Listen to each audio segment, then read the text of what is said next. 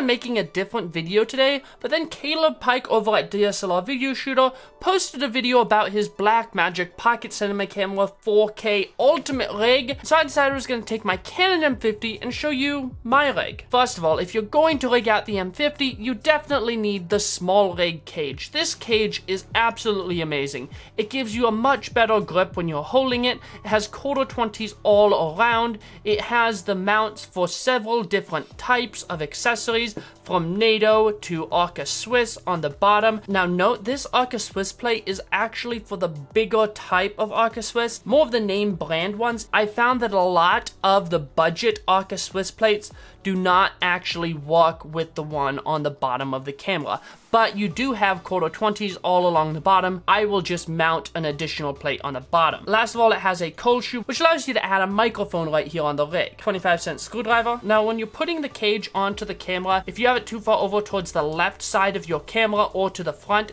it will actually interfere with your battery door opening. So when you're mounting it, be sure to push it all the way towards your grip and towards the back of the camera so you don't have that problem. Amazing thing about the grip is, as you probably already know, most quick release plates do not work on the bottom of the camera because they block the battery door from opening all the way, but with the cage and the built-in Arca Swiss plate, you can still open up your door, access your battery, and your SD card. After mounting the cage, I always mount on my microphone. Now, there's a reason why I mount on the microphone before I mount on anything like a top handle. And the reason that's important to me is that the top handle that I have a NATO quick release system. And if you just try and mount this centered on your camera, it'll keep you from being able to use this cold shoe. So you mounting the microphone on and then mounting on your quick release system allows you to still be able to access the wheel for locking your microphone onto your cold shoe. These mounts can have some play in them, so make sure that it's straight on your camera cage, or else all the accessories that you're putting onto it are going to go on crooked. Next, we have the top handle. I really like this one because it has two cold shoes. You can actually unscrew it and change the orientation, mount it on as a side handle to get a different type of stabilized look, or you can get a secondary one and mount it with a side or a top handle. Today though, we're just going to mount it on in the traditional top handle style. Now, you want to get it centered on your camera. That way you don't have any balance issues, because if you don't get it straight, all of your video is going to be out of level. So right here, we already have a rig that allows you to get stable footage using the camera as your stabilizer. All movies that are shot handheld or shoulder mounted that aren't using a Steadicam or gimbal or other type of stabilizer always try and use the weight of the camera as a stabilizer. And that is what we want to do to get that handheld stable look. Next, we want to mount on the lens. I really like using the 50mm f1.8 either with or without the speed booster. I've always been really impressed with the stuff that I can get using this rig with the 50mm f1.8. Next, we want to mount on our monitor. This is the monitor arm that came with my monitor. Eventually, I want to get like a small rig one that is just the little piece on the bottom that allows you to angle it a lot easier. But for the time being, this one's adequate.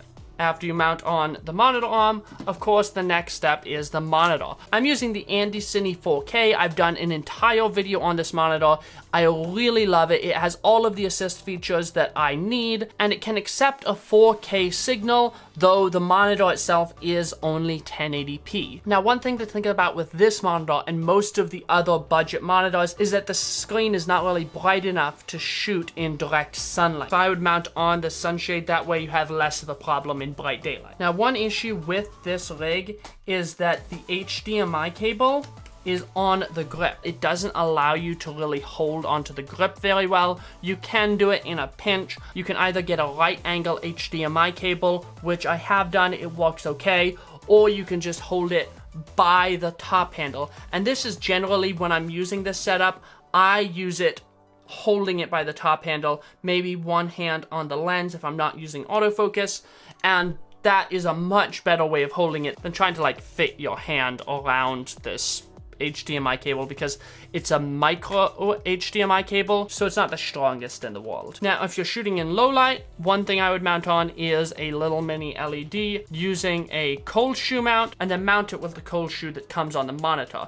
And that allows you to get like a little pop of light if you're filming in like a documentary scenario. Now, the last thing you have is power for the monitor, and that is my M50 rig. I have really enjoyed shooting with this on the rare occasions. Most of the time I'm vlogging, not carrying out a rig like this. Only other thing I would say is keep your kit lens. The kit lens has the same filter thread as the 50mm 1.8, and so if you're going with this setup, then I would definitely get an ND filter for both of these. Maybe even get one that's a little more powerful, that doesn't have the cross polarization that this cheap ND has. That way you can really take advantage of the shallow depth of field you can get out of the 50mm f1.8. And then for wide shots, I just love the kit lens. So there it is. That is my M50 rig. This is what I would use if I was doing any sort of more professional type work with the M50. That way I can access things like exposure and focus controls